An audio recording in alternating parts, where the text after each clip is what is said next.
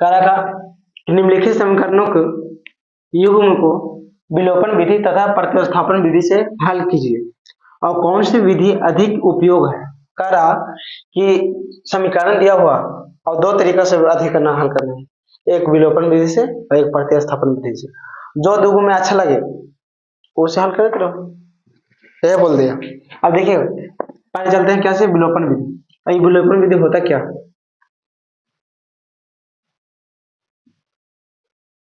पहले नहीं, पहले सजा लीजिए, इसी का सजा लीजिए, ठीक है। क्या चीज से चलेंगे, विलोपन विधि से। तो विलोपन विधि से, ठीक है। देखो समीकरण दिया हुआ है नहीं, तो हम इसका सुझाव लिख सकते हैं कि नहीं, यानी 3x माइनस 5y, ये माइनस में होता था प्लस में, क्या हो गया बराबर 4। ये समीकरण कितना हो गया 1 हो गया। यहां तक समझ में। इसका भी सुझाव लिख लो। सुझाव कैसे, 9x ये प्लस में रखे माइनस में, माइनस 2y बराबर कितना बच गया 7। समीकरण कितना हो गया 2। अब हम बताए थे समीकरण 2 और 1, ये 1 2 में चाहे तो x वाला के बराबर कर दो या तो y वाला को बराबर कर दो, ठीक है। और दो को में से एक चीज काट के 0 होना चाहिए। जैसे में अगर ये 3x है, यहाँ 9x है, तो 3x में कितना से गुना करेंगे तो 9x आ जाएगा, ये सोचना। दूसरे तरीके से यहाँ 5x है, यहाँ 2x, अब दोनों का हम कितना कितना से गुना करेंगे तो बराबर हो जाएगा। तो इसमें 2 से गुना करेंगे तो 10 हो जाएगा, इसमें 5 से गुना करेंगे तो 10 हो जाएगा। लेकिन हमको एक ही समीकरण अगर एक हम बराबर करते हैं तो कितने से गुना करना पड़ेगा हमको 3 से, तो समीकरण वाले में खाली गुना करना पड़ेगा हमको। तो लिखेंगे कि 3 से गुना करने पर, तो लिखेंगे समीकरण 1 में 3 से गुना करने पर, यहां तक तो समझ में आया। समीकरण 1 में 3 से गुना करने पर, और समीकरण इसमें खाली गुना ना होता, सब में गुना हो जाता है। तो 3 तिहाई 9x और 5 तिहाई 15 y बराबर 4 तिहाई 12। इस समीकरण कितना हो गया 3 हो गया, क्योंकि हम गुना करके एक नया समीकरण तैयार कर दिए। दो तो दल था, गुना करके नया समीकरण अब तैयार कर दिए। अब देखिए समीकरण 2 और समीकरण 3 दोनों कट रहा है, तो अगर घटा देंगे तो 0 हो जाएगा ना। तो लिखिए समीकरण, देखिए समीकरण 1 को समीकरण 2 को ना, ये नहीं घटाना, तो समीकरण 2 को समीकरण 3 में घटाने पर, तो देख लेते हैं। तो कितना है समीकरण 3 कितना 9x माइनस 15y बराबर कितना हो गया 12। और समीकरण 2 कितना 9x माइनस 2y बराबर कितना हो गया 7। अब यहाँ से देखो, अब जो घटाने के लिए जो माइनस में रहता है प्लस में, जो प्लस में रहता है वो माइनस में, आप लोग जानते हैं। ए माइनस ए प्लस ए माइनस, ऐसे गया कम से, यानी 0 आ गया। अब देखो दोनों एक माइनस में है एक प्लस में है, तो कितना हो जाएगा माइनस कितना हो जाएगा 13y हो गया नहीं। क्यों, क्योंकि 2 में से हमको 15 जा रहा है, क्योंकि 2 अभी बड़ा है, 2 में से 15 जा रहा है, तो कितना हो गया 13y, ठीक है। अब इसका घटा दो, 12 में से 7 गए तो कितना बचा 5 हो गया। यहाँ तक तो समझ में आया। अब देखो आगे, अब एक गुना इधर आके बटन, तो ऐसे करना कि y बराबर माइनस 5 बटा कितना होगा 13। कैसे हुआ है पता, क्योंकि माइनस में उधर बटन होगा तो माइनस में लिखाएगा, तो एक गुना में उधर जाके बटन में y बराबर कितना होगा माइनस 5 बटा 13। y का वैल्यू निकल गया, ठीक है, y का वैल्यू निकल गया। अब चलते हैं समीकरण 1, सुनो चलते हैं समीकरण।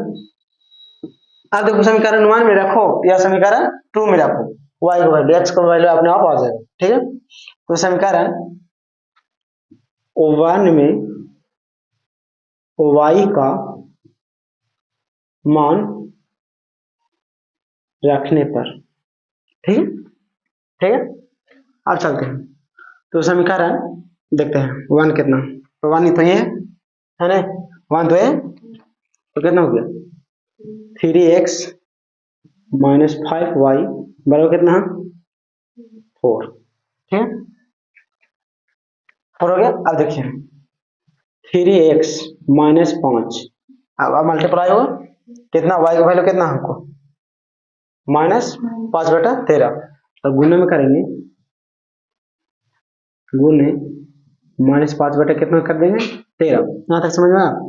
फिर 3x minus minus minus minus plus 25 बटे कितना 13 बराबर कितना 4।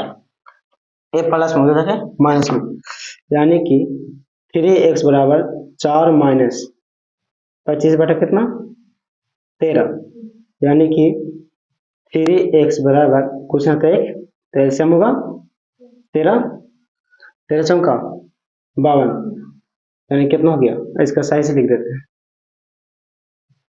3x बराबर 13, यानी कि 52 माइनस कितना 25, एलसीएम लेके कर दी, हो गया। अब देखिए यहाँ पर घटाइए, 3x बराबर 52 में से 25 गया तो कितना बचा 27, कितना बचा 27 बटा कितना 13। अब क्रॉस मल्टीप्लाई है, क्रॉस मल्टीप्लाई, हाँ घटा के देख लीजिए आप लोग, क्रॉस मल्टीप्लाई है तो इसका मिटा सकते हैं, थोड़ा सा इधर लिख देते हैं। तो ये कुछ रहते हैं, यहाँ पर जगह थे क्रॉस मल्टीप्लाई, तो 13 39, यानी कि 39x बराबर कितना हो गया 27।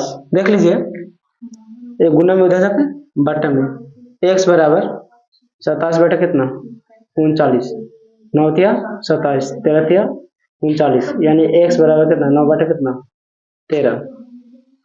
ये हो गया आंसर।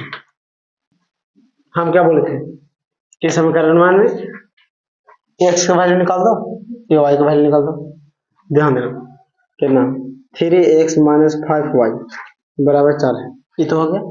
लेकिन इससे पहले लिखना कुछ पड़ेगा, कैसे लिखेंगे, लिखेंगे क्या, समीकरण वन से प्रतिस्थापन विधि में x के वैल्यू पहले निकालो, तो लिखेंगे समीकरण वन से, ठीक है। समीकरण टू से भी चल सकते हैं, ऐसा बात नहीं।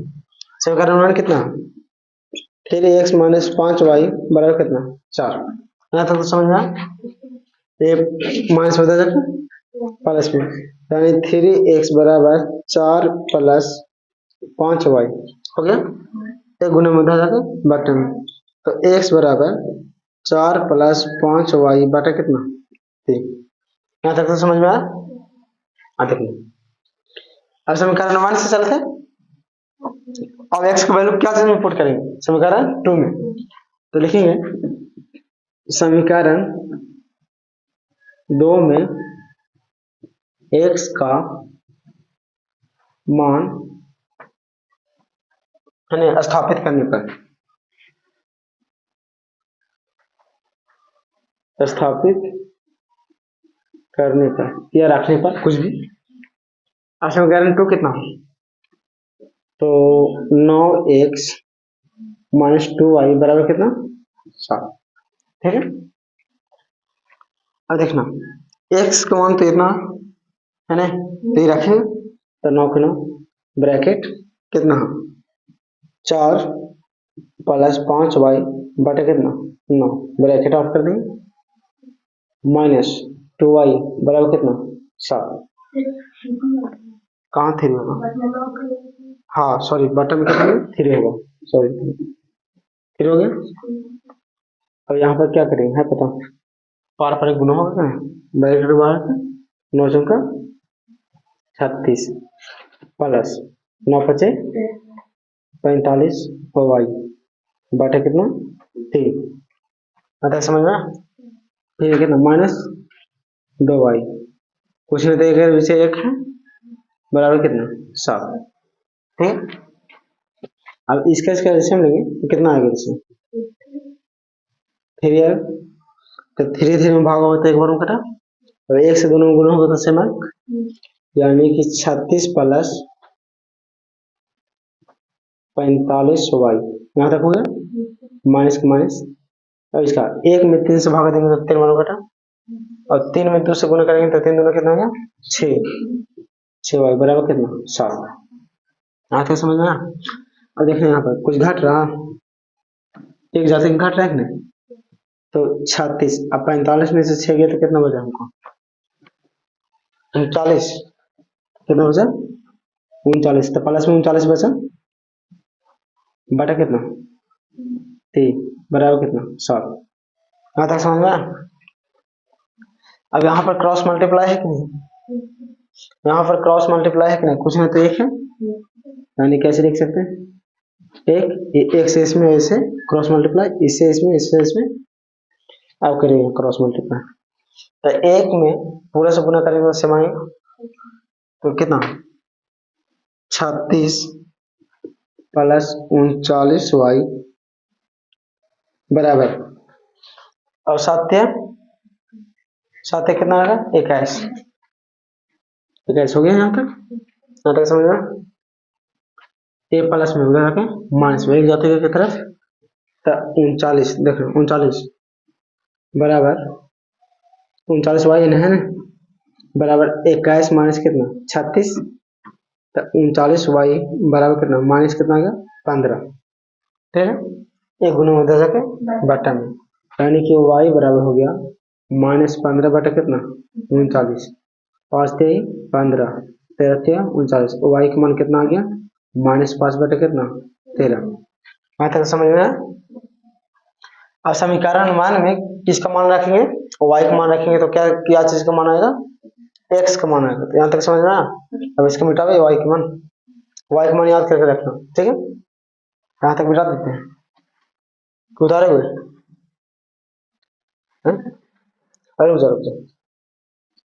अब यहाँ पर चलते क्या, यहाँ पर देखते हैं, अगर जगह है तो हर जगह तो ठीक है, तो लिखेंगे समीकरण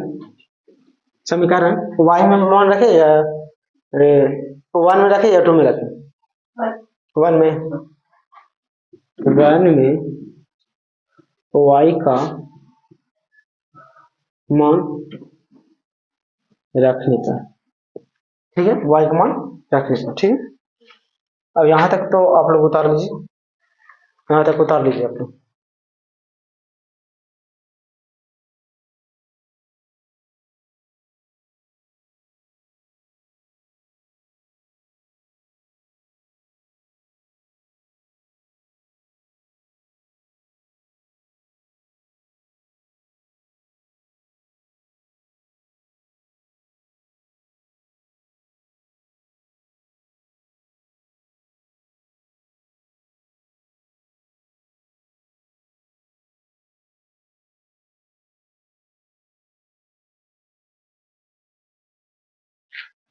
चलो ठीक है, समीकरण 2 में y का मान रखने पर, ठीक है, ठीक है। अब समीकरण 2 कितना, 1 में भी रखेंगे तो सेम आएगा आंसर, दोनों में रख के देख लेते हैं, तो समीकरण 2 कितना, 9y minus, sorry 9x minus 2y बराबर कितना, 7। अब हमको 9x के 9x माइनस 2 गुना y का मान कितना आया, -5/13 बराबर कितना, 7। 9x 5 देना 10, माइनस माइनस प्लस बटा कितना, 13 बराबर कितना, 7। यहाँ तक समझ गया, ये प्लस में जाके माइनस में, तो 9x बराबर 7 माइनस 10 बटा कितना, 13, तो 9x बराबर एलसीएम है कि नहीं, एक और 13 का एलसीएम 13, 13 का 13, तो 9 सते 13 9 13 सते 13 सते 13 सते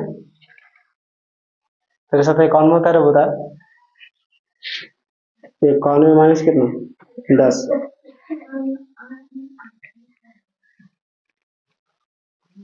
ठीक है, अब तक समझ आया। अब 91 में से 10 गए तो कितना बचा, कितना बचा रे? 81 बटे कितना, 13। क्रॉस मल्टीप्लाई है, क्रॉस मल्टीप्लाई करो, कैसे होगा, एक सेकंड में, तो 13 9 17 से, 13 9 17 से x बराबर कितना, 81 हो गया। एक गुना में उधर से बटे में, तो x बराबर 81 बटे कितना, 117। यहाँ तक तो समझ में आया। अब कटेगा, कटेगा